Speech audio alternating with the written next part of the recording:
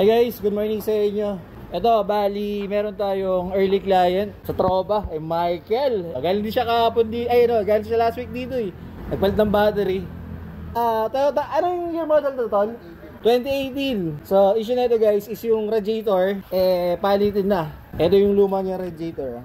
Okay guys, for the context, nagkaroon ng collision tong sasakyan, naman tong radiator. Ngayon, ni-repair. Kung sinusundan nyo yung mga vlogs ko, like ko sinasabi, hindi ko na ina-advise magpa-repair kasi hindi rin talaga tumatagal. Bali tol, ilang taon tumagal to? 1 year, no? So 1 year lang. Mostly 1 year to 2 years na experience namin. So ito is palit na. Ang leak niya nandito sa ilalim. And then yung bagong radiator, which is yung Evercool na brand. Yan. Pwede ito guys, maganda rin yan ha. So ito, nasalpak na rin yung bagong radiator. Yan. 2 rows yan mostly guys. Yan pag mga common cars naman. Ito fit din to sa pang Avanza. Then pag kayo bibili ng radiator, sasabihin nyo kung matic or manual, magkaiba yun guys. And then coolant, as always, pag Toyota, color pink.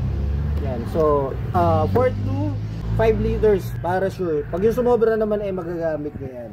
Okay, one down. And then meron tayong next unit dito. Dina-check si Master Benedict. Itong Honda FB 2012. Tama Boss Jello? Yun naman na ito guys, is aircon din. Walang lamig. So ngayon, chine-check lang muna ni Benedict kung bakit walang lamig. Regarding sa manifold, low amount of free yun. So gusto mag-inquire guys, DM lang. Trigulong, auto electrical, car aircon, card link. Maraming salamat po.